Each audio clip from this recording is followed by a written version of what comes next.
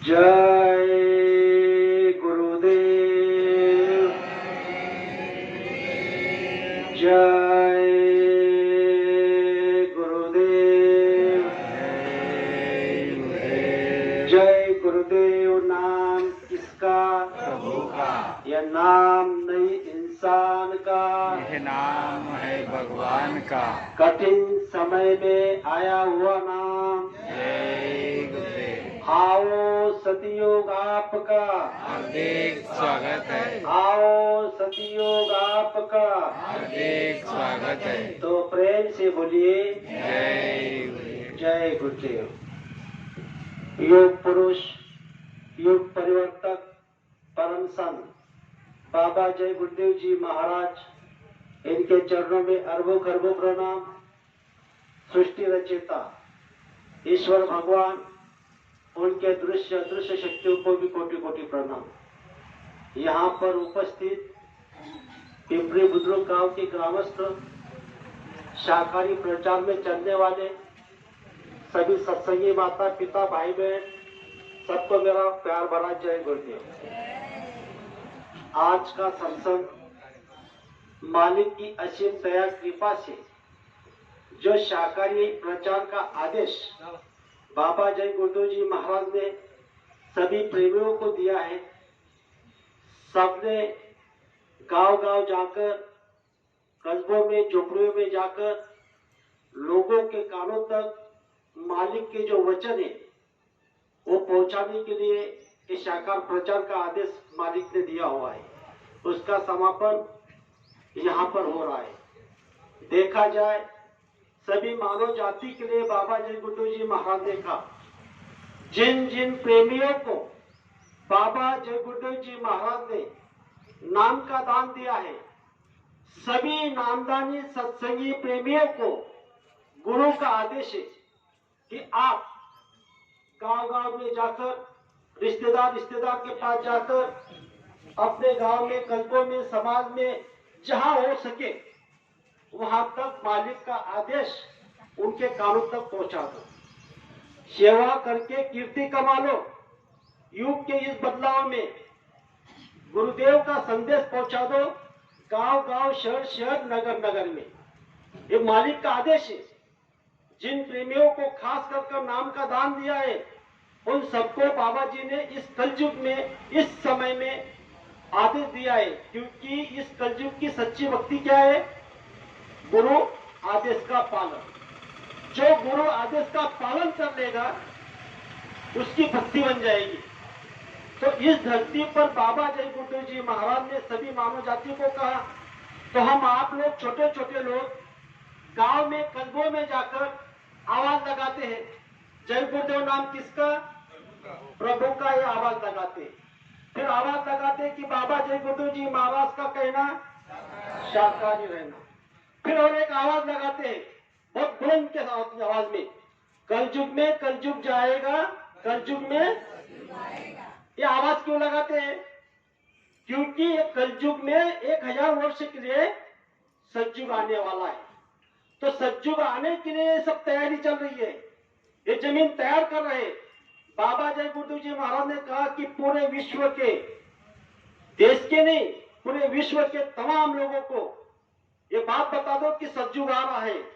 तो सतयुग आएगा तो क्या होगा? तो इस धरती पर गुरु महाराज समझा रहे हैं, एक नया संदेशा समझा रहे हैं। देश और दुनिया वालों, एक नया संदेशा सुनो। इस धरती पर सतयुग उतर आएगा। नहीं वक्त जाता, कुछ ही वर्षों में देश और दुनिया का नक्शा बदल जाएगा। है पापी, कुकर्मी, अधर्मी इस दुनिया में अब उनका नामो निशान भी ना रह जाएगा। दूध घी की सुधादार बह जाएगी। पैरों के चूड़ियों में हीरे जड़े जाएंगे। 30-32 में सोना बिकेगा। ऐसा सुगम वक्त आने वाला है। बाबा जय गुरुदेव जी महाराज समझा रहे, जरा धीरज चलो, नेक करनी करो, वरना कुदरत का थप्पड़ लग जाएगा। जब कुदरत का थप्पड़ लगता है तो 5 हजार लाख का नहीं, करोड़ों का नारा वारा हो जाता है। जब करोड़ों का नारा वारा हो जाता है तो कैसे होगा? अतिवृष्टि, अनावृष्टि, भूखमारी, एक्सीडेंट, इतना ही नहीं तो भूकंप आएगा। इस पर बाबा जय गुरु जी महाराज ने आवाज लगाई कि अभी आपके पास में समय है, अभी समय है, बचना चाहो फिर मत कहना।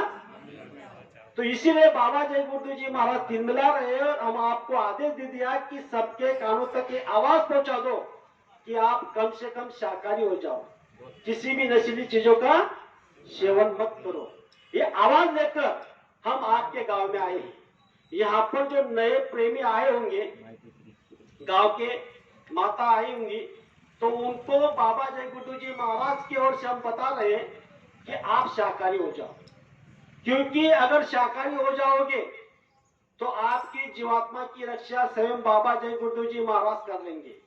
अगर आपने बाबा जय गुरु जी महाराज की बात इस धरती पर अभी नहीं मानी तो आपकी जीवात्मा की रक्षा नहीं होगी, क्योंकि हमारी जीवात्मा को लेने के लिए स्वयं मानव तन धारण कर इस धरती पर आए हुए हैं। जब जब हो धर्म की हानि, बड़े असुर महाभिमानी, तब तब प्रभु धरी मनुष्य शरीरा, हरि कृपा निधि सज्जन बोतीरा। जिस समय में धरती पर मतलब भारत जैसे देश में अधर्म पनपने लग जाता है, उस समय में कोई ना कोई अवतारी शक्ति आती है और मानव तन धारण करके धर्म का स्थापना करती है, अधर्म का सफाया करती है। तो हम आप लोग देख रहे हैं कि अधर्म कितना बढ़ चुका है। हमारे आंखों के सामने आप देख रहे हो झूठ का कितना बोलबाला हो रहा है, कितने लाशें मतलब कितने मांस मछली का सेवन हो रहा है। पहले के जमाने के लोग कोई शराब पीता था तो घबराता था, चुपकर बोतल लेकर जाता था, और आज हमारे सामने जो छोटे छोटे नौजवान हैं वो बिंदास शराब पी रहे, पता नहीं कितने कैसे कैसे नाश शरीर का कर रहे, कितने कितने अवगुण अपने पनपने लग रहे। और इतना ही नहीं तो बाबा जय गुरु जी महाराज ने कहा कि जब ऐसी स्थिति आएगी तब आपकी रक्षा कौन करेगा। तो इस कलयुग में बाबा जय गुरु जी महाराज ने कहा, जिस तरह सतयुग में नारायण नाम से मदद मिली, त्रेता युग में राम नाम से मदद मिली, द्वापर युग में कृष्ण नाम से मदद मिली, अब इस कलयुग में जय गुरुदेव नाम से आपको मदद मिलने वाली है। दुख संकट तकलीफ मुसीबत में जब आप जय गुरुदेव नाम को पुकारोगे, उसी समय बाबा जय गुरु जी महाराज आपके सामने आकर आपकी मदद करेंगे। बताओ, लेकिन आज इस मलिन युग में, मलिन समय में किसी के पास समय नहीं। हर समय में यही होता है, जब जब परिवर्तन होता है, युग का परिवर्तन होता है, उस समय के लोगों ने उस समय के भगवान को माना नहीं। त्रेता युग की बात मान लो, त्रेता युग में जब भगवान आए, राम भगवान, उस समय में जब सीता को वरमाला डाल के अयोध्या में आए, तो उसी अयोध्या में रात के समय में यह नियोजन हुआ कि सुबह में राम का राज्याभिषेक होगा, राम गद्दी पर बैठेंगे। अचानक क्या हो गया, कई कई ने 2 वर मांग लिए अपने पति राजा दशरथ से कि राम वनवास जाएगा और भरत गद्दी पर बैठेगा। जब यह स्थिति उसके राजा दशरथ ने सुनी तो उनके क्या बीती। तो उन समय में राम जब वनवास गया, यह आदेश दे दिया उसके पिता ने, तो वनवास गया, तो जब जाने लगे इधर क्या हुआ, राजा दशरथ मर गए। उस समय के लोगों ने क्या सोचा होगा कि ऐसा कहीं भगवान होता है। अरे भगवान अपने पिता की रक्षा नहीं कर सका तो बाकी लोगों की क्या रक्षा करेगा। ठीक है, चलो उसको राजा दशरथ को श्राप मिला था श्रावण बाण के पिता के का खातिर, तो चलो वो श्राप लग गया। लेकिन आगे जैसे राम और सीता आगे वनवास में जाने लगी तो उनका भाई लक्ष्मण भी उनके साथ चला गया, और जब जाने लगे तो वनवास में चले गए। जब वनवास में गए तो ऐसा समय आया कि वहां सीता को रावण उठाकर लेकर गया। तो उस समय के लोगों ने क्या सोचा होगा, अरे भगवान है, अरे भगवान अपनी पत्नी की रक्षा नहीं कर सकता तो लोगों की क्या रक्षा करेगा? उस समय के लोगों ने यही समझा कि ऐसा कोई भगवान नहीं होता। लेकिन जब पूरा रामायण हो गया तब लोगों ने विश्वास किया और राम भगवान का युग तो बदल गया। उसी समय राम नाम की महिमा खत्म हो गई। आप कहोगे राम नाम की महिमा खत्म हो गई तो आप राम को नहीं मानते। उस समय राजा दशरथ के बेटे के राम की जो बेटा था उसका नाम था राम, उस नाम की महिमा खत्म हुई। अभी भी 3 राम बाकी है, उनकी महिमा आगे हो रही है। जैसे ही त्रेता युग खत्म हुआ उस समय राम नाम की महिमा कम हो गई, खत्म हो गई।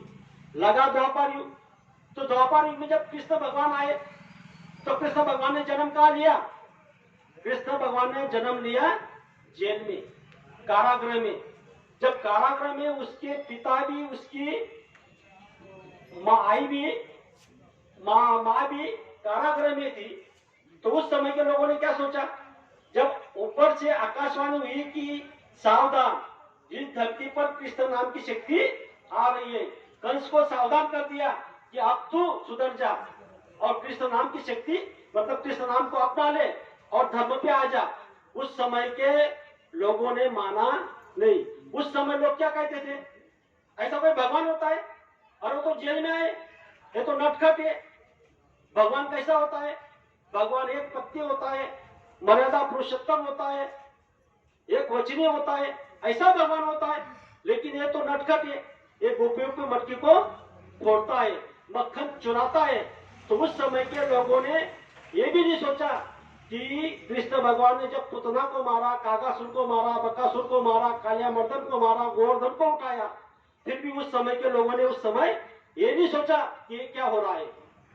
तो जब महाभारत हो गया, अधर्म का सफाया हो गया, धर्म की स्थापना हो गई, फिर कृष्ण कृष्ण नाम का नाम जपते रहे। अब द्वापर युग तक खत्म हो गया, अब आया कलयुग। अब इस कलयुग में स्वयं बाबा जय गुरुदेव जी महाराज पूरे मानव जाति को समझा रहे कि ये जय गुरुदेव नाम से आपको मदद मिलेगी, दुख संकट तकलीफ मुसीबत में मदद मिलेगी। आपको सिर्फ क्या करना है कि मांस छोड़ना है, शराब को छोड़ना है, किसी भी नशीली चीजों को सेवन नहीं करना है। और हम आपको गुरु महाराज ने बताया कि घर में ही बैठ के 1 घंटा सुबह में सुमिरन ध्यान भजन करना, शाम को 1 घंटा सुमिरन ध्यान भजन करना, गुरु आदेश का पालन करना, तो आपकी भक्ति बन जाएगी और गुरु महाराज आपको अपनी जीवात्मा को जहाँ से आई हुई है वहां लेकर जाएंगे। आज तक किसी महात्मा ने जो आवाज नहीं लगाई वो आवाज बाबा जय गुरुदेव जी महाराज ने लगाई। कौन सी आवाज? हम आए वही देश से जहाँ तुम्हारा धाम, तुमको तुम्हारे घर पहुंचाना बस एक हमारा काम। गुरु महाराज का दूसरा कोई काम नहीं है। गुरु महाराज का एक ही काम है कि आपकी जीवात्मा नरक बना जाए, इसीलिए वो मिला रहे। क्योंकि यहाँ पर कहा गया है जिसने जैसा कर्म किया वैसा उसको फल भुगतना पड़ता है। रामायण कहती है कि कर्म प्रदान ईश्वर चिराका, जो जस कर्म करी तस पर चाका। जिस जीव को तुम काटोगे वही जीव आपको काटेगा। यहाँ कर्म का आदान प्रदान है। इसीलिए बार बार गुरु महाराज समझा रहे हैं कि जब आप किसी माँ को मांस खाओगे तो और आपको जन्मना पड़ेगा और मरना पड़ेगा। तो यहाँ पर हम आप लोगों को गुरु महाराज ने कहा कि आप अपने देश चलो, ये अपना देश नहीं, ये धाम अपना नहीं, ये पराया देश है, ये पराया धाम है। अपना देश वो है जहाँ से जीवात्मा ये निर्मल है, वहां पर आपको सुकून मिलेगा, ठंड मिलेगा। यहाँ पर आपको कुछ नहीं मिलेगा। अगर आपने यहाँ पर अगर बाबा जय गुरुदेव जी महाराज की बात नहीं माना तो क्या होगा? आपकी जीवात्मा के लिए स्वर्ग का द्वार बंद हो जाएगा और नरक का द्वार खुल जाएगा। 700 वर्ष से पहले यहाँ पर कबीर जी आए थे, उन्होंने आवाज लगाई थी। क्या आवाज लगाई थी? तिल भर मछली खाकर कोटि गौ दे दान, काशी करवट लिए मरे निश्चित नरक निदान। अरे तिल के दाने के बराबर भी अगर आपने मांस का सेवन कर लिया तो आपको कहाँ जाना पड़ेगा? नरक में जाना पड़ेगा। नरक की यातना को भुगतना पड़ेगा। 184 नहीं, नरक 184 तो ये सब जीव है, ये पेड़ पौधा, ये जो आप सबके सामने देख रहे हो, कीड़े मकोड़े, कुत्ता, भैंस, ऊंट, जितने भी कीड़े देख रहे हो, ये पेड़ देख रहे हो, ये अपनी कर्मों की भुगतान कर रहे हैं।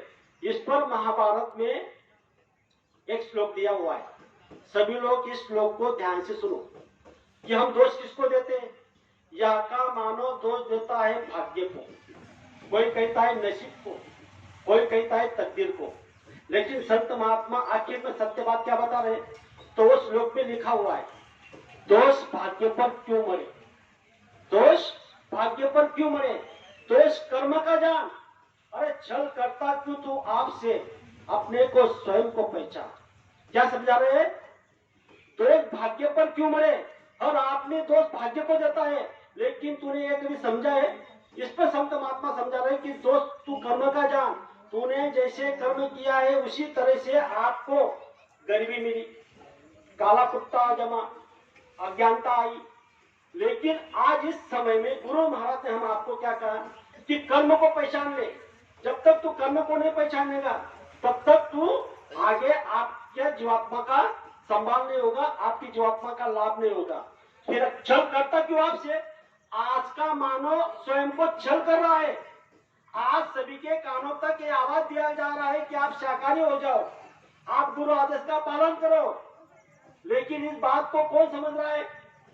जो बात मान लेगा तो उसका हित हो जाएगा। आज भी हम आपको सभी को गुरु महाराज ने कहा कि आप सिमरन करो, ध्यान करो, भजन करो। अगर हम सिमरन नहीं करेंगे, ध्यान नहीं करेंगे, भजन नहीं करेंगे, गुरु आदेश का पालन नहीं करेंगे, शाकाहारी प्रचार नहीं करेंगे, तो छल हम स्वयं को दे रहे हैं। छल करता क्यों आपसे? अपने आप को तो छल कर रहा है। इसलिए बाबा जय गुरु जी महाराज बार बार चिंता कर समझा रहे कि अभी भी समझ जाओ और स्वयं को पहचान लो। गुरु महाराज ने क्या कहा स्वयं को पहचानने के लिए? आप जब मानव शरीर में आए हो तो आपके अंदर में जीवात्मा कहां से आई? इस शरीर में जीवात्मा कहां से आई, क्यों आई, और मरने के बाद कहां जाती है? इसका भेद अभी तक आपने किसी के मुखारबिन से सुना था, लेकिन बाबा जय गुरु जी महाराज इसका पूरा भेद बता रहे हैं कि आपकी जीवात्मा कहां से आई या क्यों आई और कहां का भ्रमण कर रही है। हमारे ही महाराष्ट्र के संत महात्माओं ने कहा, एक एक योनी कोटि कोटि फेरा मग लागे मानवाचा वाला। हमको मानव शरीर जब मिला उसके पहले हमारी जीवात्मा करोड़ों बार अलग अलग योनि में जन्म लिया, मरी, फिर कहीं आपका पुण्य इकट्ठा हुआ, तब आपको मानव का शरीर मिला। और हम आप लोग मानव का शरीर को ऐसे ही नष्ट कर रहे। तो हम आपको इसी बात को हमको सोचना है कि हमारा एक एक क्षण मौत के तरफ जा रहा है। हम मौत के तरफ जा रहे हैं, हमारी आयु कम हो रही है। तो हमको क्या करना है? समय रहते हुए हमको अपना काम कर लेना है। इसीलिए तो आज बाबा जय गुरु जी महाराज ने आवाज लगाई, जीते जी मरना सीख लो। जब तक आप जीते जी मरना नहीं सीखोगे तब तक आपके अंदर से मौत का भय नहीं होगा। तो बाबा जय गुरु जी महाराज ने जो जो बातें यहाँ पर रखी हुई है, कलयुग में कलयुग जाएगा, कलयुग में सतयुग आएगा। जब तक सतयुग नहीं आएगा तब तक मैं यहाँ से जाने वाला नहीं, चाहे मुझे 400 साल जिंदा रहना पड़े। आज इस धरती पर स्वयं अपने फरमान लेके स्वामी जी आए हुए हैं। ये जो संत महात्मा है इनको पहचान लो, ये कौन है? इनको खोजने के लिए कितने लोग थक रहे। हम जिसको वेद कहते, जिसको ब्रह्म कहते, वो भी थक गए। वेद थके, ब्रह्म थके, थक गए शेष महेश। गीता का जा गम में नहीं, ऐसा सत्पुरुष का देश, ऐसा सत्पुरुष का देश, ऐसे देश के निवासी यहाँ पर अपनी मौत से आए हुए और अपने फरमान जारी कर रहे। तो अपनी फरमान क्या जारी की गुरु महाराज ने? जब न्यू धर्म की हिलती है, कोई हस्ती खुदा से उतरती है, भूले भटके जीवों पर रहमत की नजर वो करती है। जो रुए पास नहीं आती, पाप से दबी है, पास उनको बुलाकर राह खुदाए चलाती है। जो काम दवा से नहीं होता वो काम दुआ से होता है, और ऐसी कामिल मुर्शिद मिलते हैं तो बात खुदा से होती है। तो विचार करो, भगवान से बात करवाने के लिए स्वयं बाबा जय गुरु जी महाराज आए हुए हैं। तो हम आपको गुरु महाराज ने जो बात बताई उस बात को हमको मान लेना है। ऐसा समय बार बार नहीं आता, कलयुग समय युग नहीं। एक कलयुग करने का युग है, कथनी का युग नहीं। जब आप करनी कर लोगे तो उद्धार हो जाएगा। आपका उद्धार किसका होगा? शरीर का जो होगा, आत्मा का जो होगा, परिवार का जो होगा, समाज का जो होगा, और देश दुनिया का जो होगा। बताओ कि सबका उद्धार करने के लिए सिर्फ गुरु आदेश का पालन करना है। हम आपको गुरु महाराज ने छोटे छोटे आदेश दिए, मेहनत करो, ईमानदारी से करो तो आपको बरकत मिलेगी। कम खाओ, किसी की निंदा आलोचना मत करो। फिर बाबा जय गुरु जी महाराज ने कहा कि काल तो क्या महाकाल में आ गया तो आपका बाल बांका नहीं होगा, लेकिन कब कहा? आपको गुरु महाराज ने बताया कि 4 जगह पर आप कभी मत जाना। आज इस धरती पर बाबा जय गुरु जी महाराज पूरे मानव जाति को समझा रहे, 4 स्थान ऐसे उस जगह पर अगर आप चले गए तो आपको कोई बचा नहीं सकता, लेकिन उस 4 जगह स्थान पे अगर आप नहीं गए तो काल तो क्या महाकाल में आ जाएगा तो आपका बाल बांका नहीं होगा। वो 4 स्थान कौन से? पहला स्थान है जहाँ वेश्यागमन होता है, उस जगह पे ना जाना ना देखना, वहीं पे जाना ही नहीं है, पहला स्थान। दूसरा स्थान है जहाँ शराब पी जाती है, शराब का अड्डा होता है, तो शराब के अड्डे के पास रुकना भी नहीं, शराब तो पीना ही नहीं लेकिन रुकना ही नहीं, ये दूसरा स्थान। तीसरा स्थान गुरु महाराज ने बताया जहाँ जुआ चलता है, जुआ जो हम जिसको पत्ते कहते हैं, वहां पर हमको जाना भी नहीं ना खेलना भी नहीं, लेकिन कुछ प्रेमी ऐसे होते हैं वहां जाके खड़े होते हैं, वो कहते हैं हम थोड़ी खेल रहे, हम सिर्फ खड़े हैं, सिर्फ हम देख रहे हैं। लेकिन ऐसी जगह पे भी गुरु महाराज ने कहा कि आप वहां जाना। 30 जगह से तो हम नहीं जाएंगे, लेकिन चौथा स्थान जबरदस्त है। चौथा स्थान कौन सा है? आसुरी संपत्ति। आप आसुरी संपत्ति किसको कहोगे? हर प्रेमी कहता है कि तो जो अधर्म के विरुद्ध कमाई की गई होती है वो आसुरी संपत्ति होती है। तो आप समझोगे कि क्या क्या उसका मतलब क्या होता है? तो गुरु महाराज समझा रहे, हम आप लोग काश्तकार है, हमारे पास दूध देने वाले जानवर है, भैंस है, गाय है, तो जब हम दूध निकालते हैं, जब दूध घर पर लाते हैं, वो दूध जो आता है वो मेहनत का आता है, मेहनत से किया हुआ आपने उसकी मेहनत का फल होता है। लेकिन हम आप लोग कुछ लोग क्या करते हैं, उसमें पानी डाल देते हैं। जो पानी का पैसा होता है वो असुरी संपत्ति है, अगर वो पानी डाल दोगे तो उसका आपको भुगतान करना पड़ेगा।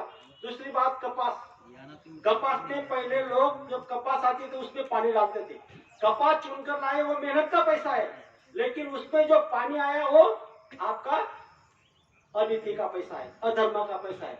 आज वो भगवान क्या कर रहा है? देखा जाए तो हमारे सामने हम ही लोग कपास पे पानी डालते हैं और आज उसी कपास को हम बाहर सुखाने नहीं डाल रहे, मतलब हमने जो कर्म किया है उसका भुगतान नहीं हो रहा है। फिर आगे गुरु महाराज ने कहा कि जो बड़े बड़े व्यापारी होते हैं वो गेहूं में कंकर डाल देते, और जो ये मिठाई बनती है, अभी जो दिवाली में मिठाई बनेगी जो अब पेड़ा कहते हैं, उसमें आटा डाल देते, जो आटा डाल दिया होता है वो असुरी संपत्ति है। अभी ये तो हम समझ जाएंगे, लेकिन एक ऐसी और असुरी संपत्ति है जो छोटे से छोटा अधिकारी से लेकर ऊपर से ऊपर अधिकारी क्या लेता है? रिश्वत लेता है। जरा सोचो, अरे जिसका 50,000 रुपए महीना शासन उसको देती है और वो गरीब मजदूरी करने वाला 200 रुपए रोज से 300 रुपए रोज से काश्तकार के घर जाता है, गाड़ी कमाई मेहनत का पैसा लेकर आता है, और वो अधिकारी तुमसे 50 रुपए की भीख मांगता है, रिश्वत। अरे जिसका 50,000 रुपए महीना है सरकार देती है, फिर भी वो 50 रुपए आपसे मांगता है, बता उसके घर में कितनी तकलीफ होगी। यही उसका तकलीफ वो भुगत रहा है, देने वाले का कुछ नहीं होगा, लेकिन जो लेगा उसको भुगतान करना पड़ेगा। आज वही बात है, आज आप सब लोग देख रहे हो, डॉक्टर के पास जाओ, मेडिकल में जाओ, पता नहीं कितनी कितनी लुटमार हो रही है, हम आपके आंखों से सामने देख रहे हैं।